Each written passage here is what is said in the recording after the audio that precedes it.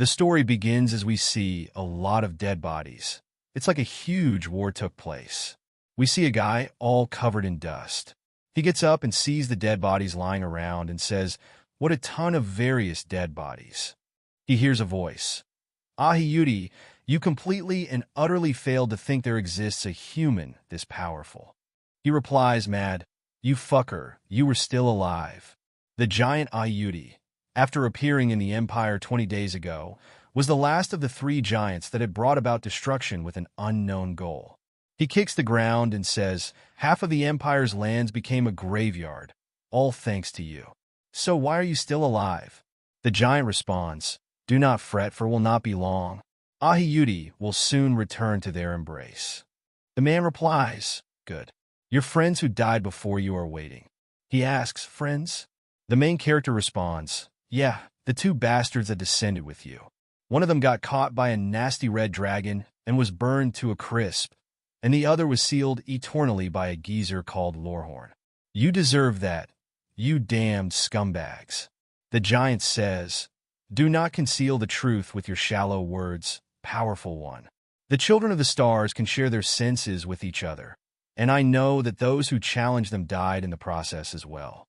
Furthermore, it means that powerful ones like you no longer exist in this land." He smiles and replies, "What bullshit are you spouting? I'm completely buzzing with life here."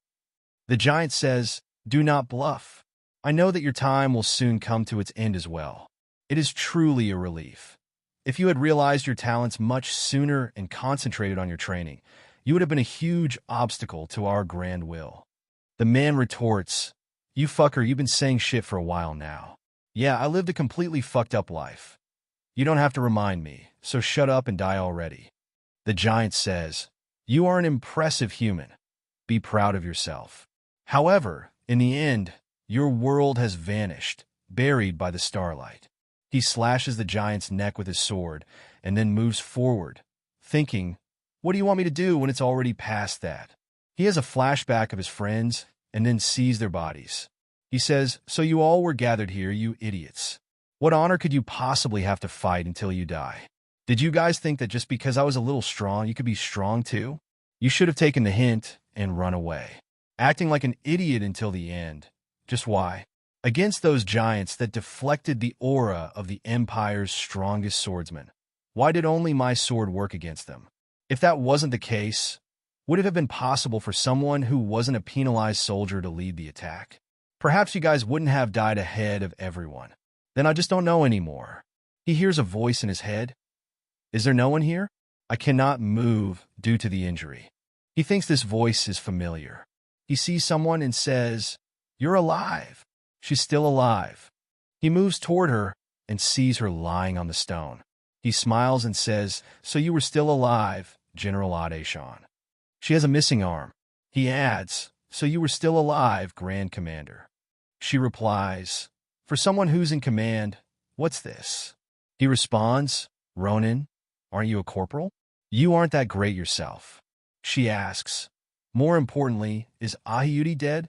Ronin replies, "Yes, I killed him. His body isn't too far from here." While crying, she says, "I see he's dead. Thank you, Corporal Ronin." He says, "Ah, if you're that grateful, would you listen to my request?" She asks, "A request?" He replies, "The cleanup of the dead soldiers is usually burned or abandoned, but treat them nicely this time." She responds, "I'm not sure. You're more alive than me, so wouldn't it be better if you personally looked after them?" "Gosh, how could I, Commander?" He coughs and blood comes out of his mouth. He says, "Ugh, see? What do you mean, more alive? I could die any second. I was fooling around most days, so I couldn't do much.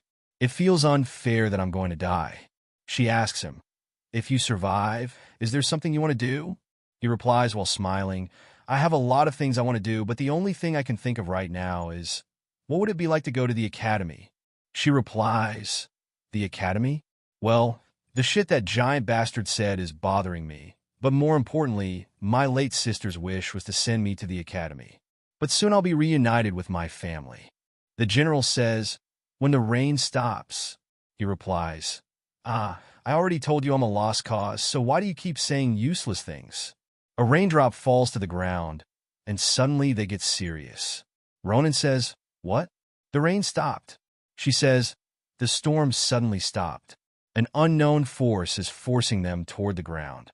When he looks to the sky, he sees 8 wings and a huge army of them. He says, "What the hell? These guys? Where did they come crawling out from?" The general says, "No way. The 3 giants weren't the end of it. In the end, I couldn't save the world a 3rd time. With only one last chance left, I can't think of a way." She hears a voice. "Commander." Grand Commander Ronan says, "What are you doing? Get a hold of yourself. Hurry up and use telekinesis or anything to shoot me upwards." "Ah, fuck. My sword can't reach them from here," she says. He replies, "What? You're not going to kill them?" She retorts, "You're going to fight in this situation?" He replies, "Of course." "What? You want to just sit still and kick the bucket? Even if I die, shouldn't I give some shit to those bastards?" Slashing his sword in the air, she thinks he's not giving up in this situation. Yeah, he's such a man. That's why we were able to get to this stage. If it's him, "Corporal Ronan," he asks. "Ah, what?" "I'm busy, so stop talking."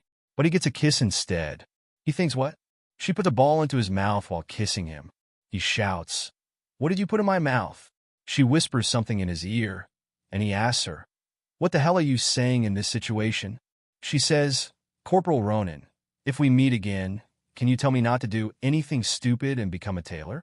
"I've done a lot of things, but nothing quite like that." She says, "Corporal Ronan, if we meet again, can you tell me not to do anything stupid and become a tailor?" "I've done a lot of things, but nothing quite like that." An attack is launched toward them, and a huge light emerges. "Somebody call Heat." We see a bright day. Someone gets up, saying, "Grand Commander." After seeing the scene, he says, "I'm impossible. This place, could it be my hometown, Nimbutin?" He's shocked and confused. Did I really return to the past? Of course it's Ronan, and his name is Heek. Special note, Day 1 of regression. Please like and subscribe for future parts of the manhwa and new amazing manhwa.